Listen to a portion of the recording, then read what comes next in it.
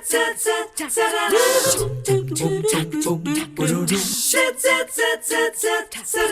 morning. So nice to see you on yet another beautiful day here in the Tennessee Valley. And even though I know the month of May is just beginning, we are looking ahead to the summertime fun, and so are they down in LaFayette, Georgia, because guess what? It is time almost for the annual Honeybee Festival, which means we have the great fortune this morning of having Mayor Andy Arnold back on the show with us. And today he has brought, he would tell you, the mastermind behind the fun, Jim Powell. Good to have you both.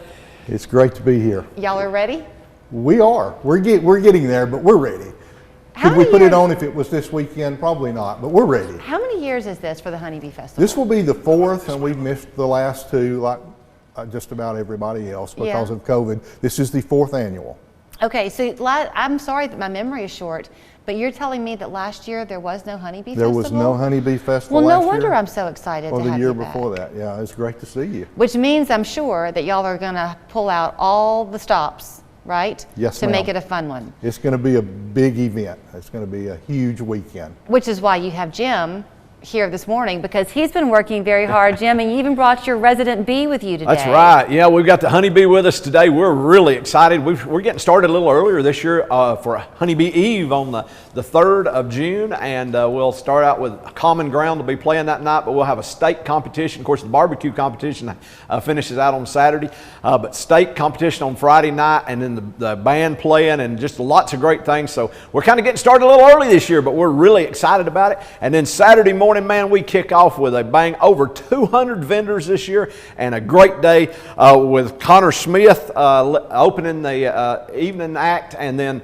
Randy Hauser, man, he is going to really kick it, man. Look here, this was a couple of years, this was 3 years ago at the Honeybee Festival, and so we're really excited to be coming back this year after a couple of years hiatus, and we're going to really kick it. We've got great sponsors this year, and just a ton of new education opportunities for people to learn about the honeybees and how they can help protect them. And our honeybee here this morning, he's really excited about that education, because he wants to save all of his buddies, and we're going to the schools with the bee, the sponsors, a lot of people, and everybody is just really ready for the Honeybee Festival this year. Well, let me ask you, because y'all do have a ton of fun, and a lot of folks, Mayor Arnold, are prepared to come down and soak up the concerts and the food. Food's Correct. a big part of the Honeybee Festival, but Jim kind of glossed over something really important, and that is the education factor, because more and more in Chattanooga too, people are looking to have bee hives in their backyards, understanding the importance of them. Correct. You know, our main sponsor is Pigeon Mountain, and there are tons of people that do business with Pigeon Mountain. They're all over the country, Correct, right? all over the country. And the reason that we chose the Honeybee Festival when we started this thing 6 years ago, the honeybee is so important to all of us. And within a 100-mile radius of LaFayette are over 100 honeybee people. So I mean, it was just natural for us. Can we talk a little bit about what people are going to experience and feel when they walk away after a day or two in LaFayette? It is like stepping back into the heart of America, don't you feel? Yes, ma'am, it is. I mean, it's just a great small town. I have in the 4 years that we've done the Honeybee Festival, I've never heard anybody walk away saying, "Man, I really hate that I came to this." It is a blast. We have a kids zone, so it is a family-friendly, free day.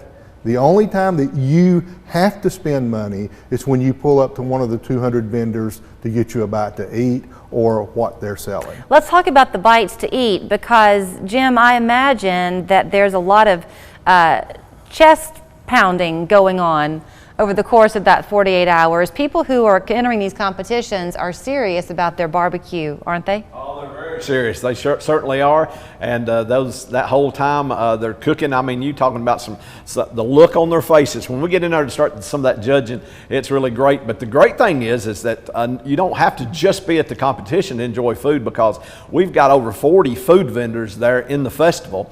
And there's a guy that makes a King Kong hamburger. That's one of the craziest things you've ever seen. I mean, there's lines backed up all the way down the street for him every time. Just all kinds of great things to enjoy. And and the kids zone is absolutely free for the kids. They can play wow. games, they can do Yeah, all everything. kinds of activities all day until 5 o'clock. It's free for the kids. So you parents, if you're coming on a limited budget, just come prepared to buy something to eat, and the kids can play and have just a great time all day free. That is so fun. And Yeah. on the on the vendors, that was going to be my question. If y'all have got 200, you mentioned that this guy with the King Kong burger or whatever, that Yeah. he comes back. So people are traveling in vendor-wise to be a part of this because they know the success and the reputation of it? From South Carolina, close to Miami, one group's Yes. coming up. They're coming from all over, and we've become a festival that people are reaching out. I mean, they're calling us 2 or 3 days after the festival's over to get in for next year. Yeah, so it's it's a been one of those destination. things this year. We've not had to beg for. The first couple of years we were really worried about all these sponsors or all the vendors, but now we've got people that's just waiting in line and asking for their spot in the next year. So. And you were saying it's the destination. It has become a destination Absolutely. Festival for people. US 101 is our partner in this, and people don't go through a gate, so we don't have a count of how many people are there. But we projected that last time that there were 75 to 80,000 people that came through the Honeybee Festival. Wow. With US 101 standing on the stage said there's 50 to 55,000 people here for this concert for, Wow. for Rodney Atkins last Wow. time. It's a massive day. If people want to find out more about the schedule, is there a website they should go to or a Facebook page? myhoneybeefestival.com Okay. will find out. You can find out everything that we've got going on. And we did not touch on this, we have to run, but what festival will be complete without a beauty pageant the night before? So they'll have that on June 3rd. The fun begins 9 o'clock, the gates open, is that right, on June 4th? Correct. Yep, everything starts right. at Runs 9 until the sun o'clock. goes down and beyond. So myhoneybeefestival.com is your website. Correct. You too will fall in love with LaFayette, Georgia, or can I say it the right way? You did say it the right No, I way. didn't. Isn't it supposed to be LaFayette? It's LaFayette. Well, yeah, you can do the long A if you want Okay, to. I'll still say Lafayette. There you Tomato, go. tomato. We're back after this.